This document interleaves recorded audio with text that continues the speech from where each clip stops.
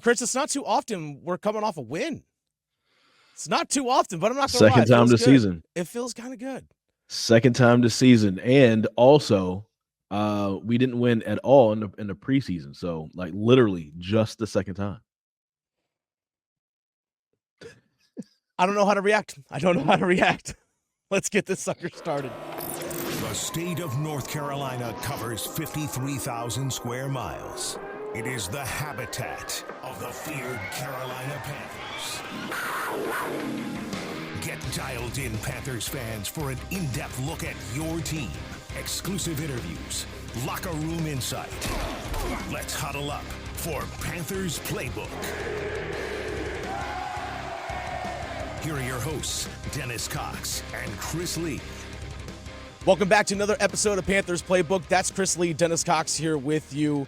Thanks once again for joining us here today. Also, before we get into today's episode, we're going to kind of reflect back again on the win against the Falcons back on Sunday in rain-soaked Bank of America Stadium. But make sure you subscribe here on 99.9 The Fans YouTube page. We put out a show every Thursday and after every single game. So make sure you subscribe and like as well. But also find us on your favorite podcast platform. Make sure you subscribe and follow there as well. And just check and make sure that our newest episodes are dropping in, again, every Thursday and after every single game.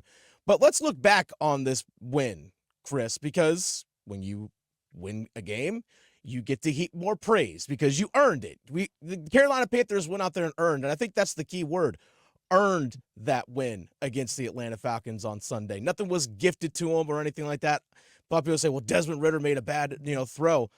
Still got to come up with the pick. You know what I mean? And you still had to go 90 yards to go get that game-winning field goal. And I think that's the thing about it, is that they earned it because that team, it felt like they actually were cohesive and stuck together. My big concern going in was, season's down. Everyone may be playing for themselves, working for next contract. But those guys, we saw it on that DJ Chark reception, got up and had some juice. Like, these guys wanted to get that win together.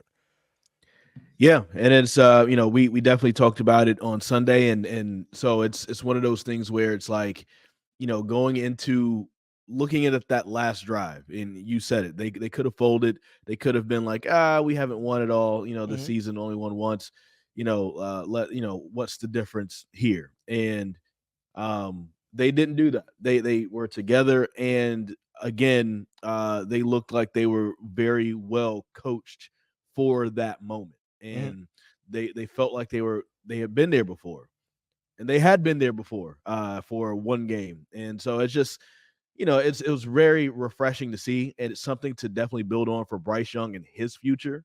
Yeah, he can definitely say that he's had some game-winning drives, and I believe that I think I saw a stat. I can't remember exactly what it was, but like the Panthers up until these two game-winning drives this year hadn't had a game-winning drive since 2019, something like that. Like if for them, if they won games, they were just winning games. They were just already ahead. Yeah, it was not they weren't in situations where they were coming from behind. It didn't happen under Matt Rule, and that was one of the knocks against Matt Rule, is that his team just in the second half was flat. They'd score a lot in the first half, second half flat, especially the third quarter. So this is huge for Bryce Young specifically, and and if Chark or whomever ends up sticking around, maybe they end up having a little bit more cohesiveness as they're working together more. That's to be determined. But nonetheless, that team easily could have just packed it in. They really could have just packed it in on that, especially in the final drive. Like, you know what? It's pouring down rain. We only have one win this season. This stinks. I'm exhausted. The season's been exhausting. I just want to go home. Like, is it Christmas yet? I just want to go home. Easily could have had that mentality. And Jonathan Mingo, for all of his struggles on that pass from Bryce Young on that final drive that just slipped out of his hand, was kind of like a dying duck, comes back to the football and makes a play on the ball. Chark with that reception in the rain along the sidelines. These guys actually stuck together and actually, hey, you know what? Let's get this win. Let's get this next one, which I hope they bring that mentality into this game Sunday against Green Bay. Yeah. Because Green Bay is the desperate team right now because they're fighting for a playoff spot. Yeah. But I want to see the Carolina Panthers have the mentality of, I want Green Bay to match our desperation because we're desperate to get a second win in a row because we haven't felt that before. You got to have that level of desperation and force Green Bay to match yours. That's something I want to see from this Panthers team. How do you follow it up? Yeah, you got a great comeback win, but you got to follow it up. And it's a very winnable game. I kind of feel like down the stretch, you have 3 winnable games to end the season. 2 with two with Tampa Bay, right? Am I getting that correct? Now they have Tampa Bay left. They still and obviously and then they have the Jags. The Jags is not the winnable game. The Jaguar game. Yeah. The Giant. No, it's not Giants. It's Packers and Jags. Oh, it's the 3 games left. Excuse me. Yeah, 3 games left.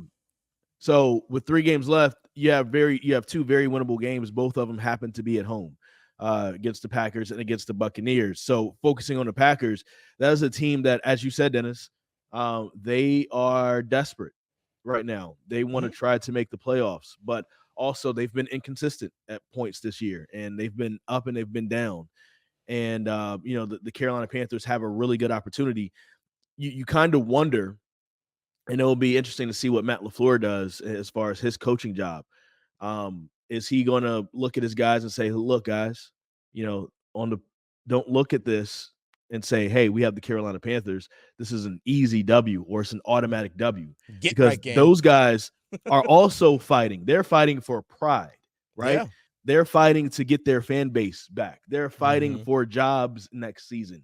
That coaching staff and those players. So that's something where that will be something I'll be watching for is, how juiced will the Packers be for this?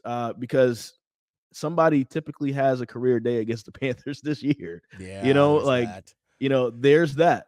And so are the Panthers going to say, no, it's not going to be us. You're not going to do that to us here at home. We're going to go out strong. That we'll see. We'll see what happens when it comes to that. But that's something I'll definitely be looking for.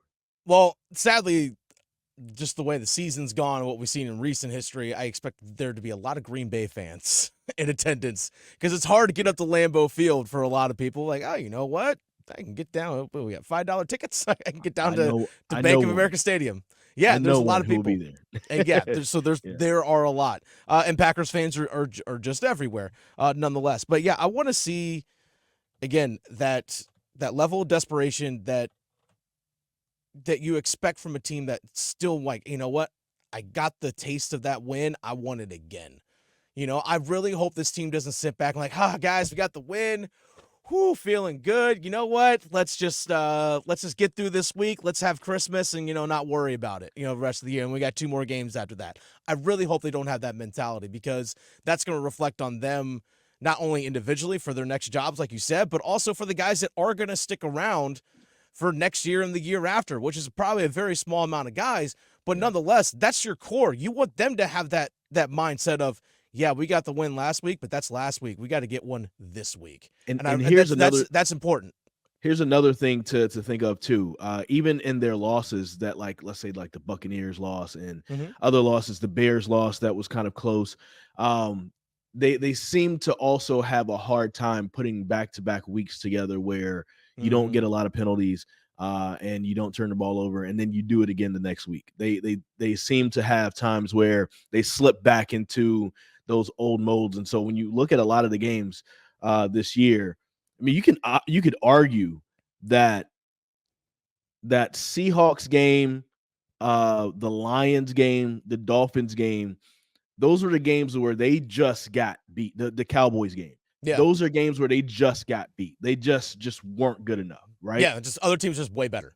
Those other games, they had opportunities to either be closer in those games or win those games if the offense could just work together and there's not a lot of penalties, or if they just don't turn the ball over.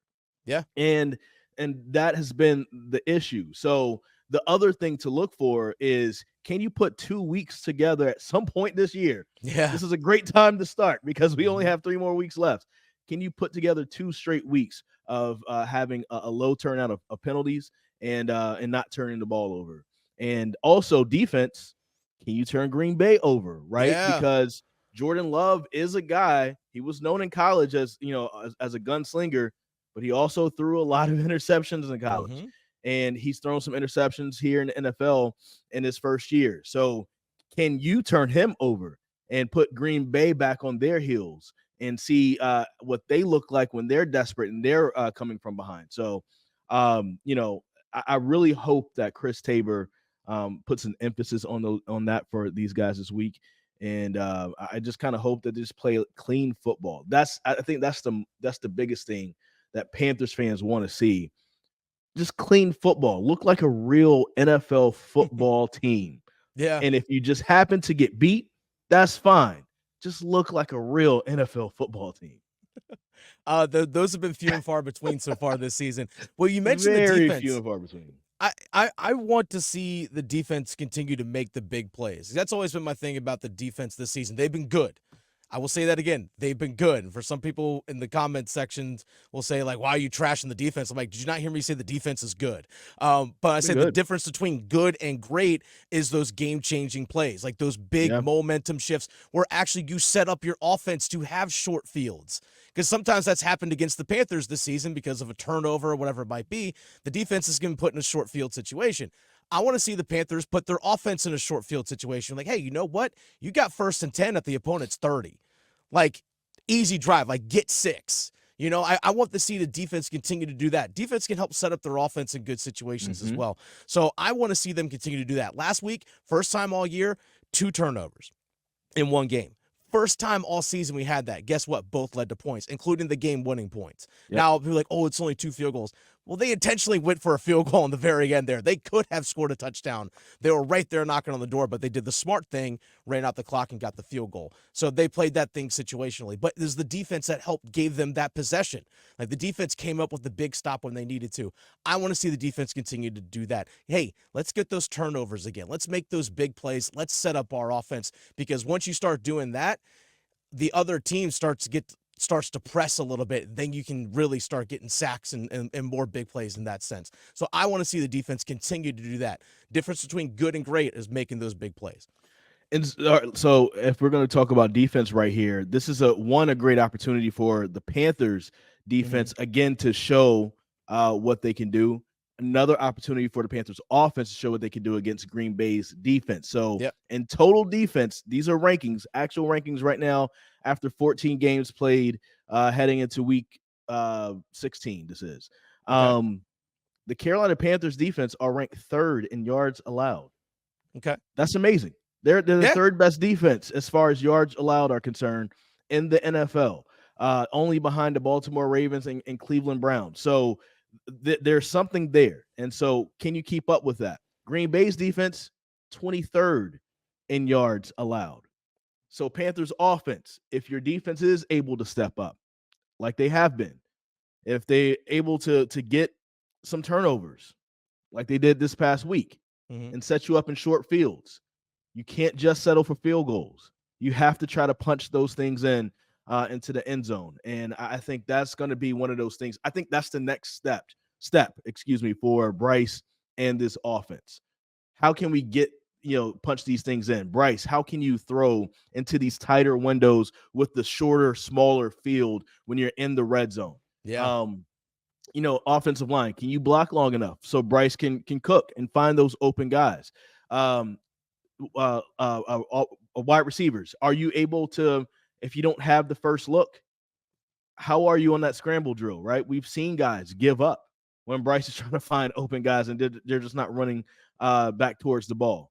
So, this is going to be on everybody. This is going to be a unit to see what they can do in this situation. And not saying that this is just going to be a cakewalk, but Green Bay's defense is the 23rd defense in the NFL right now as far as yards allowed.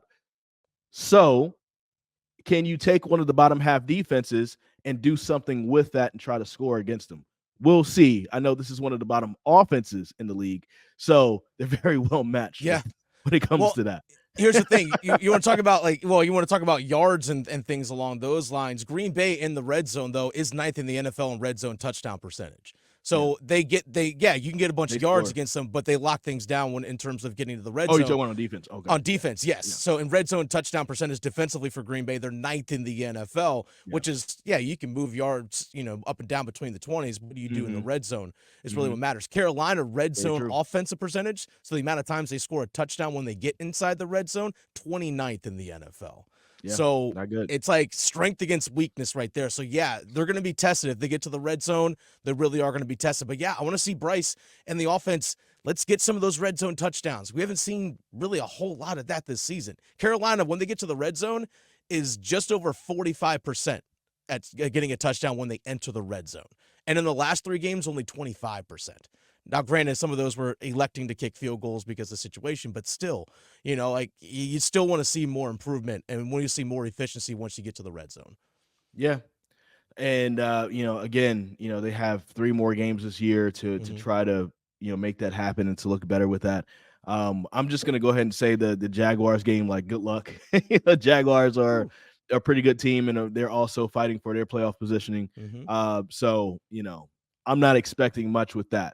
No. But, with your last divisional game of the season at home versus the Buccaneers, and then also this game this Sunday against the Packers, this is a great opportunity to show what you can do. And, Chuba Hubbard's been running the hell out of that ball, man. Let him cook, let him do his thing. I want to see Raheem Blackshear get a few more carries. I want to see a little bit more of the jet sweep with Amir Smith-Marset. I want to see a little bit more creativity. What can we do in these situations? And, hey, when the right design and right look comes up, let Bryce run it in. Yeah. Let Bryce run it in.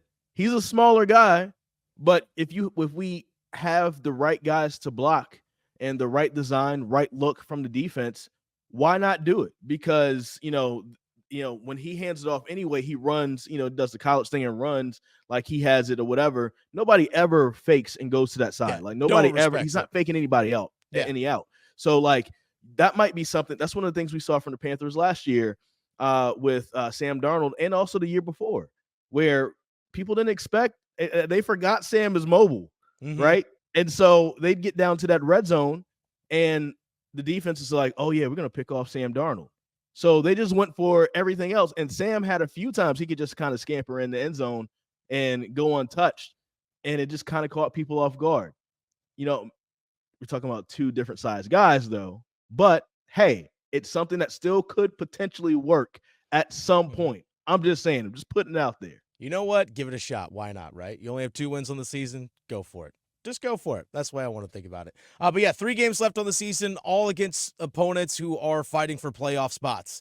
So you're basically Carolina Panthers. You're kind of, in a sense, playing playoff games, because I guarantee those 3 teams that you mentioned, Green Bay, Jacksonville, Tampa, are all in playoff mentality right now. So guess what? You're kind of playing, in a sense, a playoff game. So you know what? Learn from it, grow from it, and bring that level of desperation. This Sunday, we'll have another episode for you right after the Panthers game this Sunday. That's at Bank of America Stadium. So we will have a Christmas Eve episode for you all. So make sure, again, subscribe. Make sure you're locked in. That way you do not miss. You do not miss. Also, leave your thoughts in the comment section below. The only thing I want for Christmas is for you to subscribe. To subscribe to 99.9 Fans. Yes. So you can get us every time. That's it. Oh, we forgot to mention real quick, Justin Houston forgot he was on the team. Who? So, yeah, exactly. Who? Yeah. I want to play with a winner. There's a reason why no one called you in the offseason. Homie, you weren't doing anything with the loser. Yeah, what are you going to do for a winner? Probably nothing. Probably a whole lot of nothing. I've got nothing if I don't have you. That's your Christmas present right there. We'll see you on Sunday.